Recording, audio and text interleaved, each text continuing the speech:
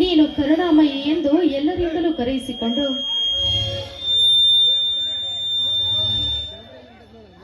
ನಮ್ಮ ಪಾಲಿಗೆ ಮಾತ್ರ ನಿರ್ದಯಿಯಾಗಿರುವೆಯಲ್ಲ. ನಿನ್ನ ಕೃಪೆಯ ಕಟಾಕ್ಷವನ್ನು ನಮ್ಮ ಮೇಲೆ ಚೆಲ್ಲು ತಾಯಿ. ಗೇಣು ಹೊಟ್ಟೆ ತುಂಬಿಸಿಕೊಳ್ಳುವುದಕ್ಕಾಗಿ ದಿನಾಲೂ ನನ್ನಣ್ಣ ಕೂಲಿ ಮಾಡುವುದನ್ನು ನಾನು ನೋಡ್ಲಾರೆ ತಾಯಿ, ನಾನು ನೋಡ್ಲಾರೆ. ತಂಗಿ ಸುಮಲಾಕ್ಷಿ, ನಿನ್ನ ಕರುಣೆ ಕೂಗುವ ಕಟುಕ ದೇವನ ಕಿವಿಗೆ ಕೇಳಲಾರದಮ್ಮ. ಸುಮ್ಮನೆ ನಿನ್ನ ಒಡಲನ್ನು ಧರಿಸಿಕೊಳ್ಳಬೇಡ. ಇಲ್ಲಣ್ಣ, ನಮ್ಮ ಆರ್ತನಾದ ಇಂದಲ ನಾಳೆ ಅವನ ಕಿವಿಗೆ ತಲುಪಿ ನಮ್ಮ ಕಡು ಬಡತನ ಖಂಡಿತ ದೂರಾಗಿ ಆಗುತ್ತದೆ. ನಾವು ಸತ್ಯಶೀಲತೆಯಿಂದ ನಡೆಯುತ್ತಿರುವಾಗ ನಮ್ಮ ಕಷ್ಟದ ದಿನಗಳು ದೂರಾಗಿ ಸುಖದ ದಿನಗಳು ಬಂದೇ ಬರುತ್ತವೆ ಅಣ್ಣ. ಸುಖದ ದಿನಗಳು, ಆ ಸುಖದ ದಿನಗಳ ಕನಸನ್ನೇಗೆ ಕಾಣುವೆ ಅಮ್ಮ. ಚಿಕ್ಕಂದಿನಿಂದಲೂ ಬಡತನದ ಬೇಗೆಯಲ್ಲಿ ಬೆಂದು ನೊಂದು ನನ್ನ ಉಸಿರೇ ಕಟ್ಟುತ್ತಿದೆ. ದಿನದ ಕೂಲಿಗಾಗಿ ಅನುದಿನವೂ ದುಡಿದು ಜೀವನ ಸಾಗಿಸಬೇಕಾದ ನಮಗೆ ಭವಿಷ್ಯದ ಯಾವ ಆಶಾ ಜ್ಯೋತಿಯು ಕಾಣಿಸ್ತಾ ಇಲ್ಲಮ್ಮ, ಯಾವ ಆಶಾ ಕಾಣಿಸ್ತಾ ಇಲ್ಲ. ನನ್ನ ತಂದೆ ತಾಯಿಗಳು ನಿನ್ನನ್ನು ನನ್ನ ಕೈಗೊಪ್ಪಿಸಿ ಹೋದ ನಂತರ ಅವರ ಮಾತನ್ನು ಉಳಿಸಿಕೊಳ್ಳಲಾಗದೆ ದಿನವೂ ನೋವನ್ನು ತಿನ್ನುತ್ತಿರುವೆನಮ್ಮ, ನೋವನ್ನು ತಿನ್ನುತ್ತಿರುವೆ. ಇದೇನಣ್ಣ, ನನಗೆ ತಿಳಿಸಿದಂತೆ ಅದ್ಯಾವ ಮಾತನ್ನು ಕೊಟ್ಟಿರುವೆ ತಂದೆ ತಾಯಿಗಳಿಗೆ? ನನ್ನ ಮುದ್ದು ತಂಗಿಗೆ ಸಾಕಷ್ಟು ಶಿಕ್ಷಣ ನೀಡಿ ಒಳ್ಳೆಯ ಗಂಡನ ಮನೆ ಸೇರಿಸುವೆನೆಂದು ವಚನ ನೀಡಿದೆ. ಆದರೆ ಈ ದುರ್ದೈವಿ ಅಣ್ಣನಿಂದ ನಿನಗೆ ಸಾಕಷ್ಟು ಶಿಕ್ಷಣವನ್ನು ಕೊಡಿಸಲಿಕ್ಕೆ ಸಾಧ್ಯವಾಗಲಿಲ್ಲ. ಆರ್ಥಿಕ ಒತ್ತಡದಿಂದ ಕುಸಿಯುತ್ತಿರುವ ನಾನು ಸಹ ನನ್ನ ಶಿಕ್ಷಣವನ್ನು ಅರ್ಧಕ್ಕೆ ಮೊಟಕುಗೊಳಿಸಬೇಕಾಗಿ ಬಂತು. ಪತಿ ಮನೆ ಸೇರಿ ಸುಖಕರ ಜೀವನ ನಡೆಸಬೇಕಾದ ನನ್ನ ತಂಗಿ ಇನ್ನು ಅದೆಷ್ಟು ದಿನ ಈ ನನ್ನ ಜೊತೆ ಕೂಡಿ ಕಷ್ಟದಲ್ಲಿರಬೇಕಮ್ಮ, ಕಷ್ಟದಲ್ಲಿರಬೇಕು.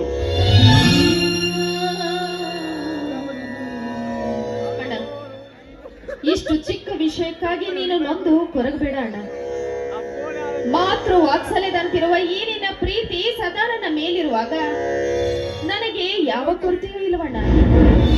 ಅಣ್ಣ, ಆ ದೇವರು ನಮ್ಮಂತಹ ಬಡವರಿಗೆ ಪರೀಕ್ಷಿಸಿ ಪರೀಕ್ಷೆಯಲ್ಲಿ ತೇರ್ಗಡೆಯಾದ ಮೇಲೆ ಆ ದೇವರು ನಮ್ಮನ್ನು ಆಶೀರ್ವದಿಸುತ್ತಾನೆ ಅಣ್ಣ.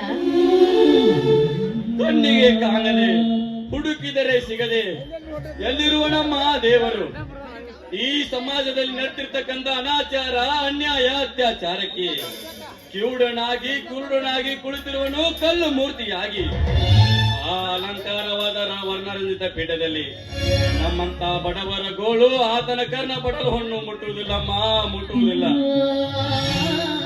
ಅಣ್ಣ, ಈ ಸಮಾಜದಲ್ಲಿ ಬರೀ ಕೆಟ್ಟವರೇ ಇಲ್ಲವಣ್ಣ, ಒಳ್ಳೆಯವರು ಇದ್ದಾರೆ. ಇಲ್ಲದಿದ್ದರೆ ಈ ಪ್ರಪಂಚ ಮುಂದೆ ಹೋಗುತ್ತಿರಲಿಲ್ಲ ಅಣ್ಣ. ಅಷ್ಟಕ್ಕೆ ನೀನು ಮಾತ್ರ ನೊಂದುಕೊಳ್ಳಬೇಡ.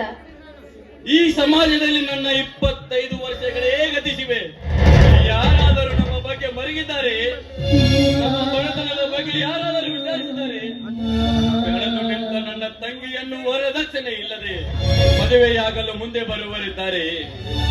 ಶ್ರೀಮಂತರ ಕಪಿ ಮುಷ್ಟಿಯಲ್ಲಿ ಸಿಕ್ಕು ಅದೆಷ್ಟು ಬಡವರು ನರಳಿ ನಶಿಸಿ ಹೋಗಿದ್ದಾರೆ ಗೊತ್ತೇ? ಕೊಟ್ಟ ವರದಕ್ಷಿಣೆ ಸಾಕಾಗಲಿಲ್ಲವೆಂದು ಅದೆಷ್ಟು ಹತವಾಗಿನರು ಆತ್ಮಹತ್ಯೆ ಮಾಡಿಕೊಂಡಿದ್ದಾರೆ ಗೊತ್ತೇ? ಈ ಸಮಾಜ ಒಂದು ರಕ್ಕಸರ ಕೈಗೊಂಬೆಯಾಗಿದೆ. ನಮ್ಮಂತ ಬಡವರಿಗೆ ಆಸರೇ ಇಲ್ಲದಂತಾಗಿದೆ. ಇರಲಿ ತಂಗಿ, ಹೀಗೆ ಮಾತನಾಡುತ್ತಾ ನಿಂತರೆ ಇವತ್ತಿನ ತುತ್ತಿಗೆ ಕೊರತೆಯಾಗುತ್ತೆ. ನಾನೆಷ್ಟು ಕೆಲಸಕ್ಕೆ ಹೋಗಿ ಬರ್ತೀನಮ್ಮ. ನಿಂತುಕೊಳ್ಳೋಣ. ಮಾತಿನ ಭರದಲ್ಲಿ ನಿನಗೆ ಪ್ರಸಾದ ಕೊಡುವುದನ್ನೇ ಮರೆತು ಬಿಟ್ಟೆ. ಬಾರಣ, ಮೊದಲು ಪ್ರಸಾದ ತೆಗೆದುಕೋ.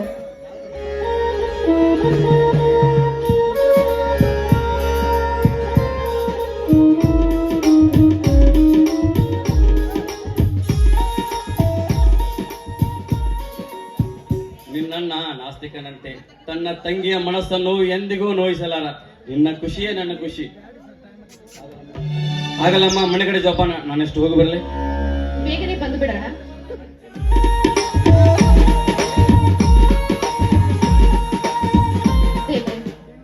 ನನ್ನ ಅಣ್ಣನ ಕೂಗು ಇನ್ನೂ ನಿನ್ನ ಕಿವಿಗೆ ತಲುಪಲಿಲ್ಲವೇ?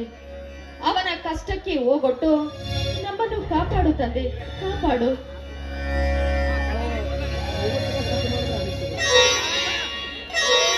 ಮಕ್ಕಳೇ, ನಿನ್ನ ಪ್ರಾರ್ಥನೆಗೆ ಹೋಗೊಟ್ಟು ಬಂದಿರುವೆ. ನಿನಗೆ ಬೇಕಾದ ವರವನ್ನು ಕೇಳಿಕೊ.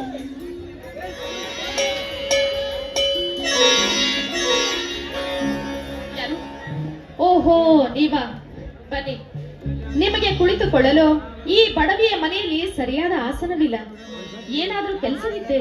ಆ, ವಿಶೇಷ ಕೆಲಸವೇನಿಲ್ಲ. ಉದಯ ಮನೆಯಲ್ಲಿಲ್ಲವೇ? ಅವನು ಮನೆಯಲ್ಲಿಲ್ಲ. ಏಕೆ? ನೀವು ಬಂದು ಹೋದ ವಿಷಯವನ್ನು ಅಣ್ಣನಿಗೆ ತಿಳಿಸಲೇ? ಬೇಡ ಬೇಡ, ಉದಯ ನಿಲ್ಲದಿರುವುದರಿಂದ ತೊಂದರೆ ಏನಿಲ್ಲ. ನನ್ನ ಕೆಲಸ ನಿನ್ನ ಹತ್ತಿರವೇ ಇತ್ತು. ನನ್ನ ಹತ್ತಿರ ನಿಮ್ಮದೇನು ಕೆಲಸ? ಸುಮಾ, ಹಾಗಾದ್ರೆ ನಾನು ಹೊರಡುತ್ತೇನೆ.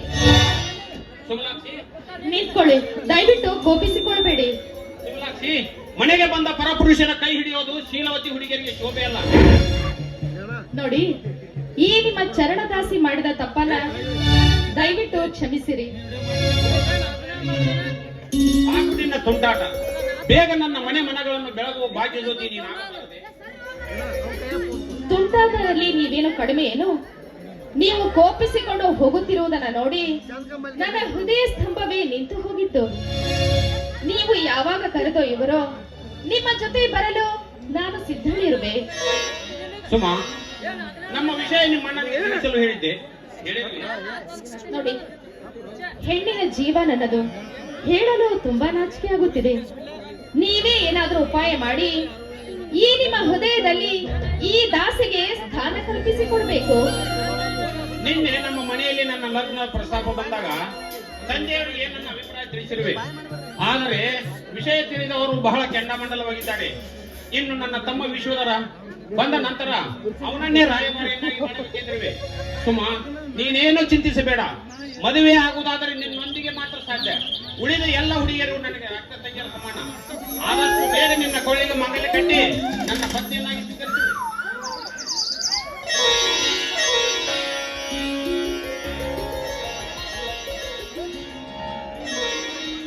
ಅಣ್ಣ, ನೀನಿಲ್ಲಿ ಯಾರನ್ನ ಮನೆಯ ಚೆನ್ನಾಗಿ ಮಾಡಿಕೊಳ್ಳಬೇಕೆಂದ್ರೆ? ವಿಶ್ವಧರ, ಈಗ ತಾನೇ ಬರುತ್ತಿರುವ್ಯಾ? ಮನೆಗೆ ಹೋಗುವುದನ್ನು ಬಿಟ್ಟು ಈ ಕಡೆ ಬಂತಲ್ಲ ಸವಾರಿ. ಹೌದಣ್ಣ, ಉದಯನನ್ನು ಭೇಟಿಯಾಗದೆ ಬಹಳ ತಿಂಗಳ ಕದಿದ್ದು. ಆತನ ಒಮ್ಮೆ ಭೇಟಿಗೆ ಹೋಗೋಣ ಅಂತ ಈ ದಾರಿಯಲ್ಲಿ ಬಂದಿರುವೆ. ಸುಮ್ಲಾಕ್ಷಿ, ಚೆನ್ನಾಗಿರುವ ತಾನೆ?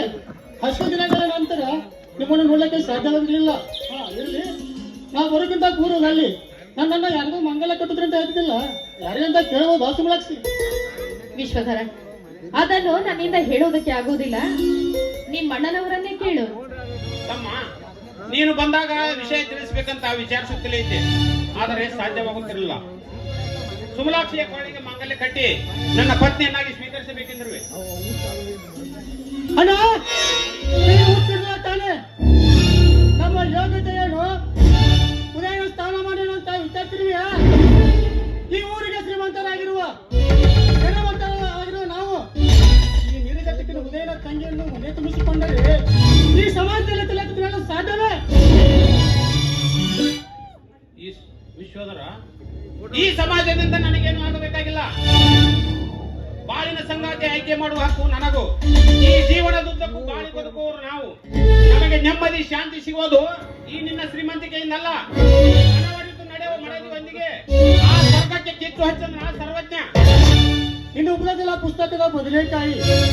ಇದು ಯಾವುದು ಬಾಯಿನಲ್ಲಿ ಬರೋದಕ್ಕೆ ಬಾರದು. ಅಣ್ಣ, ನಮ್ಮ ಮನೆಯ ನಿನಗೆ ಸಾಧಿಸಲಿಕ್ಕಿಲ್ಲ. ಇವ್ರ ಜೊತೆ ನೀನು ಬೀದಿಯಲ್ಲಿ ಬದುಕಬೇಕಾಗಿತ್ತು. ಚೆನ್ನಾಗಿ ವಿಚಾರಿಸಿ ನೋಡು. ಇದನ್ನೆಲ್ಲ ನಿನ್ನೆ ತಂದೆಯವರು ಹೇಳಿ ಮುಗಿಸಿದ್ದಾರೆ. ಹೊಸದಾಗಿ ನಿನ್ನ ಉಪದೇಶ ಎಚ್ಚರಿಕೆ ನನಗೆ ಬೇಕಾಗಿಲ್ಲ. ಆದರೆ ಮೆಡಿಕಲ್ ಓದುತ್ತಿರುವ ನಿನ್ನ ಮನಸ್ಸು ಎಷ್ಟು ಸಂಕುಚಿತವೆಂದು ನಾನು ಅಂದುಕೊಂಡಿರಲಿಲ್ಲ. ನಿಮ್ಮ ಯಾವ ಹಂಗು ಇಲ್ಲದೆ ಸುಮಧುರವಾಗಿ ಬಾಳಿ ಬದುಕಿ ತೋರಿಸುತ್ತೇನೆ. ವಿಶ್ವಧರ, ನೀನ್ ಹೇಳುವ ಮಾತನ್ನು ಕೇಳಿ ನಮ್ಮ ಮುಂದಿನ ಭವಿಷ್ಯ ಘೋರಾಂಧಕಾರವಾಗಿ ಕಾಣುತ್ತಿದೆ. ಮನುಷ್ಯರ ಸಂಬಂಧ, ಪ್ರೀತಿ, ಪ್ರೇಮಕ್ಕೆ ನೀನು ಕೊಡುವ ಬೆಲೆ ಇಷ್ಟೇನ? ನಮ್ಮನ್ನು ಯಾರು ಅರ್ಥ ಮಾಡಿಕೊಂಡಂತಿಲ್ಲ. ಸಮಲಾಕ್ಷಿ, ಬೇಸರ ಕೊಡೋದಿರು. ನಾನು ಮುಂದೊಂದಿನ ಹೇಳ್ಬೇಕಾದ್ರೆ ನುಡು ಮುತ್ತನಂದು ಈಗಲೇ ಹೇಳುವೆ. ನನ್ನ ಮಾತು ಸಮಾನ ಅತ್ತಿಗೆ ನೀನು. ವಿಶ್ವಧರ, ಹೌದಣ್ಣ, ಸ್ವಲ್ಪ ಚೇಷ್ಟೆ ಮಾಡಿ ಸ್ವಲ್ಪ ನಿಮಗೆ ಅಂತ ಹಾಗೆಲ್ಲ ನುಡಿದೆ. ನಿನ್ನ ವಿಶಾಲವಾದ ಹೃದಯವನ್ನು ಕಂಡು ನನಗೆ ಇಷ್ಟಷ್ಟು ಆನಂದವಾಗಿದೆ. ಕಮಲಾಕ್ಷ ಅಂತ ನಿರ್ಮಲ ಸ್ವಭಾವದ ಸಂಪನ್ನ ಹೆಣ್ಣು ನನಗೆ ಅತ್ತಿಗೆಯಾಗಿ ಬಂದರೆ ಅದನ್ನು ಮನೆ ಸೌಭಾಗ್ಯವನ್ನ ಸೌಭಾಗ್ಯ. ಅಣ್ಣ, ಸೇರ್ಸೋದಕ್ಕಾಗಿ ಕೋಪಿಸಿಕೊಳ್ಳಬೇಡಣ್ಣ. ತಮ್ಮ, ನಿನ್ನ ಮನಸ್ಸನ್ನು ತಿಳಿದಿಲ್ಲವೇ ನಾನು? ನೀನು ಛೇಡಿಸಿದ್ದು ಅರಿತೇ ನಾನು ಹುಸಿಕೊಬ್ಬ ಪ್ರಕಟಿಸಿದೆ. ದೇಶಚಂದ್ರರು ಡಾಕ್ಟರ್ ಆಗಿ ಆದರ್ಶ ವ್ಯಕ್ತಿಯಾಗಿ ಈ ಸಮಾಜದಲ್ಲಿ ಸೇವೆ ಸಲ್ಲಿಸುವನಲ್ಲವೇ ನೀನು? ಪರವಾಗಿಲ್ಲ, ಅಣ್ಣ ತಮ್ಮ ತುಂಬಾ ಚೆನ್ನಾಗಿ ನಾಟಕವಾಡಿದ್ರಿ. ನೀವು ಹೇಳಿದ್ದು ನಿಜವೆಂದು ನಂಬಿ ನನಗೆ ಧೈರ್ಯವೇ ಸಾಲದಾಗಿತ್ತು ಗೊತ್ತೇ.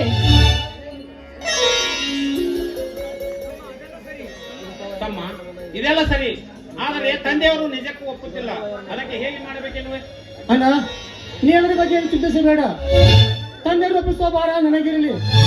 ಈ ಸಲ ನಾವು ಉಪ್ಪಿಗೆ ಹೋಗೋದ್ರೊಳಗೆ ನಿಮ್ಮ ಲಗ್ನ ಮುಗಿಸೇ ಹೋಗುತ್ತೇನೆ. ಹಾ, ಸರಿ ಸುಮಾ, ನಾವಿನ್ನು ಬರುತ್ತೇವೆ. ನೋಡಿ, ಆಗಾಗ ಮನೆಗೆ ಬರುತ್ತಾ ಇರಿ. ಅಣ್ಣ, ಆಗಾಗ ಇಲ್ಲಿಗೆ ಬರುವುದು ಬೇಡ. ನೀವೇ ಪರ್ಮನೆಂಟ್ ಆಗಿ ನಮ್ಮ ಮನೇಲಿ ಬರುವಂತೆ. ಅಣ್ಣ, ನಡೆಯನ್ನು ಹೋಗೋಣ ಇನ್ನು. ಹಾ, ನಾನಷ್ಟು ಪೇಟೆ ಕಡೆಗೆ ಹೋಗಿ ಬರುತ್ತೇನೆ. ನೀನು ನಡೆ, ನಾನು ಬರುತ್ತೇನೆ. ಅಣ್ಣ, ಅತ್ತಿ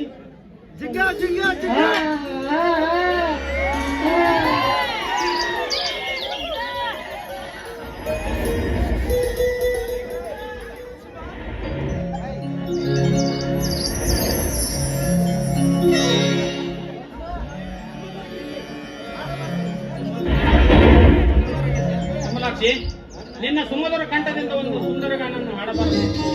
ಅದನ್ನೇ ಸ್ವಲ್ಪ ನಗ್ನಗ್ತಾ ಹೇಳ್ಬೋದಲ್ಲ? ಅದನ್ನೇ ಹೇಳಿ. ಹೇ ಹೇ